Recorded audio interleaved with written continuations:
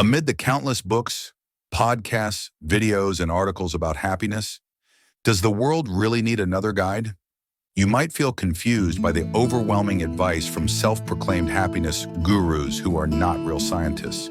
They often mix vague academic research with folk wisdom, anecdotes, personal theories, and subjective speculation. However, there is another approach, one based on solid scientific foundations. Over the past decade, the field of social psychology has made significant progress in researching and understanding happiness. Many valuable insights from these studies have yet to reach the general public. The book The How of Happiness, published in 2007 by psychology professor Sonia Lyubomirsky, is a comprehensive guide based on scientific research, leading you to true happiness. It is not just filled with empty advice. Instead, it's based on a series of experimental studies proving that we can completely improve our level of happiness by adjusting our thoughts and behaviors. On this journey, you will discover why achieving every goal you desire might not bring as much happiness as you imagined. Understand why genetics is not the decisive factor for your happiness. Realize the value of simplifying your life and why sometimes less can lead to more. Now, let's explore the journey of decoding happiness in today's video. Chapter 1. Personal circumstances affect our happiness much less than we think. What do you want most in life? A new job, a fulfilling relationship, or an ideal place to live? Or do you wish for more time, more wealth, better health, or more beauty? Most of us have desires for some kind of change in life, a change that we believe will bring us complete happiness. We often tell ourselves, if only this would happen, I would definitely be happy. However, scientific research shows that these thoughts are often just illusions. The harsh reality is, personal circumstances affect our happiness much less than we usually think. Data collected from various studies show that personal circumstances only account for about 10% of the difference in a person's happiness level. In other words, if one person is happier than another, only 10% of that difference can be explained by random factors in their life, such as income or marital status. Does it sound strange? Because we often believe that getting married, becoming wealthy, or experiencing any major positive change in life will bring great happiness. It's true that these events can bring joy, but this feeling doesn't last long. The reason is a psychological phenomenon called hedonic adaptation. People have an incredible ability to adapt to changes in life. Think back to when you bought a new gadget. At first you were excited and thrilled, but then the novelty slowly faded, your joy decreased, and you returned to the same emotional state as before owning that item. Research shows that the same thing happens when we get married or become rich. One study found that couples feel happier after marriage, but this feeling only lasts about 2 years. Another study showed that people who win the lottery experience extreme happiness for less than a year. This doesn't mean that life circumstances don't affect our long-term happiness at all. Another study showed that the percentage of married couples who consider themselves very happy is higher than that of single people. But the difference is very small, 25% compared to 21%, only a small 4%. If an important and meaningful event like marriage only makes a small difference to long-term happiness, will a new job or a new house really bring you a lot of happiness? Chapter 2. Genes play an important role in our happiness, but they are just one part of the equation. If personal circumstances only make up 10% of our happiness, where does the remaining 90% come from? First, we need to exclude some other factors that may affect our happiness levels, not just income or marital status, but also occupation, appearance, health, gender, race, age, religion, origin, and even memorable experiences in life, like great success or being bullied in school. All these factors fall under the circumstances category used by the author and are already included in that 10%. To find the missing 90%, we need to look elsewhere. And we will start with genetics. Do you know people who are always cheerful even when facing difficulties? Or, on the other hand, people who are always sad even though their lives seem quite good? The reality is that some people seem to be born with a tendency to be happier than others. This suggests that part of our happiness may be determined by genetics. But is there any scientific proof for this theory? To answer this question, scientists have studied a very interesting source of data: identical twins raised in the same family or separated since birth. By comparing identical twins, who share nearly 100% of their genes, with fraternal twins, who only share 50% of their genes, researchers can determine how much genetics influence happiness. Moreover, by comparing twins raised together with those raised in different environments, researchers can control the influence of life circumstances. For example, two identical twins may have completely different childhoods. One grew up rich and the other grew up poor. If their happiness levels are similar despite the differences in circumstances, we can conclude that their happiness is mainly influenced by genetics. The results show that identical twins separated since birth tend to have similar happiness levels, but there are still some differences. This indicates that genetics is not the sole determinant of happiness. Meanwhile, no correlation was found in the happiness levels of fraternal twins, regardless of where they grew up, even though they share some genetic similarities. This further confirms that genetics is not the whole story of happiness. Chapter 3. Our thoughts and behaviors account for 40% of our happiness. If we analyze the data from the studies mentioned earlier, we will see that genetics account for 50% of the difference in happiness levels between people. Another 10% comes from life circumstances, making a total of 60%. So where does the remaining 40% come from? The answer is very simple. It comes from our thoughts and behaviors. This number is derived from a process of elimination. If genetics and life circumstances only explain 60% of the difference in happiness, the remaining 40% must come from something else. And that something is nothing other than each person's thoughts and behaviors. It seems there is no other factor that can explain this missing percentage. The 40% is good news because we cannot change our genes, at least for now, and many life circumstances are beyond our control. But we can completely change our thoughts and behaviors. This means that we have the power to create happiness for ourselves, no matter what life has given us. But does this ability have limits? Can we really control up to 40% of our happiness? The answer is yes, but it's not absolute. Let's go back to the 50% of happiness determined by genetics. Research shows that genes set what psychologists call a happiness set point for each person. This is the level of happiness a person tends to return to naturally. For example, if you win the lottery, the happiness set point is the initial happiness level you will go back to after the excitement fades. Each person's happiness set point is different, and we cannot change it. But like weight, intelligence, or cholesterol levels, the happiness set point is just one influencing factor, not an absolute determinant. For example, some people tend to gain weight more easily than others due to genetics. But that doesn't mean they cannot lose weight. They just need to put in more effort to lose weight and stay fit compared to those who naturally stay slim. The same is true for happiness. Even if you have a low happiness set point, you can still increase your happiness level by working to improve your thoughts and behaviors. This process may require more effort than for those who are naturally optimistic and happy, but that effort will make the achievement even more meaningful and valuable. Chapter 4. Intervention Studies, a tool to identify thoughts and behaviors that increase happiness. We now know that 40% of our happiness depends on our thoughts and behaviors. But which thoughts and behaviors really bring us happiness? One simple approach is to observe a group of happy people and see how they think and act. For example, if happy people are more likely to express gratitude than others, can we conclude that gratitude is one of the keys to happiness? It's not that simple. Maybe these people are grateful because they are already happy, not that gratitude causes happiness. So how can we tell the difference between cause and effect in this case? Researchers have found an effective method to solve this problem. It's called intervention studies. Intervention studies, as the name suggests, are studies where researchers actively intervene with a group of participants to see if this intervention produces the desired result. In this case, an increase in happiness. Specifically, they will ask participants to perform a certain action and observe how this action affects their level of happiness. To better understand, let's look at an example of an intervention study on gratitude conducted by the author and her colleagues. First, they divided the participants into 3 random groups.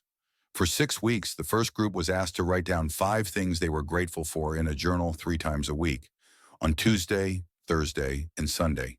The second group did the same thing, but only once a week, on Sunday. The third group was the control group, and they were not asked to do anything. Afterwards, the researchers measured the self-reported happiness levels of the participants before and after the 6-week intervention period to see if keeping a gratitude journal really made them happier. The results showed that the second group, the group that kept a gratitude journal only once a week, reported feeling significantly happier than the control group. And this was not just a coincidence. Many other intervention studies also showed that gratitude exercises help people experience many positive emotions, such as feeling optimistic, cheerful, joyful, and satisfied with life. But what about the first group, the group that kept a gratitude journal 3 times a week? What happened to them? Let's find out in the next chapter, as this is where things get really interesting. Chapter 5, The Effectiveness of Happiness. Boosting activities depends on timing and frequency. If writing a gratitude journal once a week made people happier, you would think that doing it 3 times a week would be even better, right? The more the better? But in reality, that's not the case.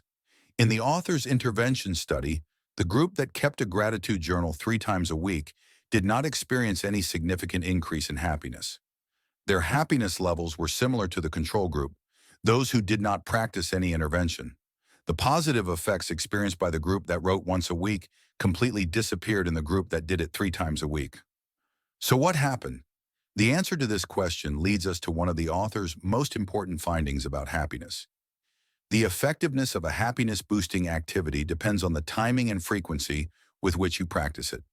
It makes sense that if you repeat an activity too often, it can become a boring task, losing its initial excitement. This might have happened to the group that wrote in the gratitude journal 3 times a week. Doing this exercise just once a week could have helped maintain its freshness and meaning, which led to the best happiness results. This explanation is just a guess, but the data is very clear. Timing and frequency are crucial factors. The author and her colleagues observed similar results in another intervention study on a different happiness-boosting activity, doing acts of kindness, such as buying ice cream for a friend or giving money to a homeless person. In this 6-week study, one group was asked to perform 5 acts of kindness on a single day each week, while the second group was asked to perform 5 acts of kindness spread out throughout the week. Once again, the results were surprising. The first group showed a significant increase in happiness, while the second group did not experience any change. Why did this happen?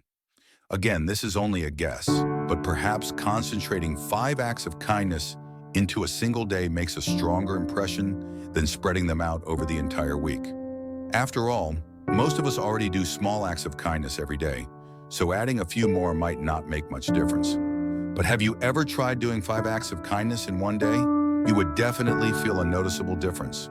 Chapter 6, Variety and Commitment, also play a key role in the effectiveness of happiness boosting activities. You now understand that to increase happiness, it's not just about what you do, but also how you do it. This is one of the core findings of the research and offers practical insights. As we've seen, the same activity can bring many benefits or become useless, depending on the frequency and way you practice it. However, the how of happiness doesn't stop at just timing and frequency. In this chapter, we will explore 2 other important factors that can determine the success or failure of your efforts to increase happiness: variety and commitment. In another intervention study, the author and her colleagues continued to explore acts of kindness, but with a slight change. First, they divided the participants into 2 groups and asked each group to perform 3 acts of kindness every week for 10 weeks in a row. The difference was, the first group was asked to change their acts of kindness every week, while the second group had to repeat the same 3 acts of kindness for the entire 10 weeks. The results showed that the second group not only didn't experience any positive impact, but their happiness levels even decreased in the middle of the study. The reason could be that the repeated actions made the activity feel like a boring task that needed to be completed on a checklist. Many other studies have also confirmed a clear yet important truth. To maintain the positive effects of happiness-boosting activities, you need to practice them regularly. If not, the effects will quickly disappear after just a month, a week, or even a day. Then you will soon return to your starting point, the original happiness level determined by genetic factors. In other words, you can't just write a gratitude journal for a few months, put it on a shelf, and expect yourself to stay happy for the rest of your life. Just like exercising, you need to make happiness-boosting activities a regular habit to reap the long-term benefits they bring. Chapter 7. Practice happiness. Boosting activities in a way that suits you and flexibly change them to keep them fresh. It seems there is a paradox. On the one hand, you need to repeat happiness-boosting activities to maintain their effectiveness. On the other hand, repetition can lead to boredom and reduce the benefits of the activity. So how do we solve this paradox? The key is to find a balance between repetition and variety. Basically, you need to approach the activity from different angles to avoid boredom. At the same time, this process helps you discover the best way to practice the activity that suits your own needs. The main message of this chapter is, practice happiness-boosting activities in a way that feels right for you and flexibly change them to keep them fresh. For example, writing a gratitude journal is one way to nurture appreciation for life. However, there are many other ways to do this. Spend some quiet time reflecting on the good things that happened in the past week. Call, write a letter, or directly express your gratitude to someone. Show gratitude through artistic forms like painting or photography. Recognize ungrateful thoughts, e.g., my brother forgot to buy me a birthday gift, and replace them with more positive thoughts. He has always supported me in the past. Choose the method that suits you best. If writing is not your passion, forcing yourself to write a gratitude journal won't be effective, especially when there are so many other options. You can also periodically change the way you express gratitude to keep it fresh, or you can focus on just one form but add different variations to avoid boredom. Additionally, you can apply gratitude exercises to different areas of your life, such as work or relationships. The frequency of these exercises is also flexible. The author's research suggests practicing once a week, but you can completely adjust the frequency according to your own needs. There is no single formula for happiness. There are models you can refer to, but in the end, you need to adjust them to suit yourself. Chapter 8. There are many activities that can increase happiness, so choose the ones that best suit you. In the previous chapters, we explored two key activities that help boost happiness: practicing gratitude and doing acts of kindness. We also discovered some general principles that can be applied to any happiness-boosting activity. The author's research shows that there are many other activities that can increase our happiness levels. In this chapter, we will take a look at those activities. Many of these activities are quite familiar and often mentioned in self-help materials. But what's important is that science has proven their effectiveness. These activities include exercising, practicing meditation, participating in religious or spiritual activities, improving relationships, forgiving others, pursuing goals, and enjoying pleasant life experiences. Remember that for any of these activities to be effective, you need to adjust the timing, frequency, variety, and level of commitment to suit your needs. For example, if religion plays an important role in your life, you might consider going to church or temple more often. Besides, you can reconnect with your faith by spending time daily to read religious books or listen to teachings. However, if religion is not your interest, you can choose other activities that are more suitable for you. The same applies to any other activity. Some activities will fit you, some won't, and that's completely normal. The author's research shows that choosing activities that match your needs, interests, and personality is an important factor in determining the effectiveness of those activities. To start, the author suggests focusing on just one, two, or at most three activities, depending on your energy and motivation. Don't try to do too many things at once. Remember, you can always add more activities to your routine after you have turned the initial activities into habits. Summary: our happiness does not completely depend on external factors.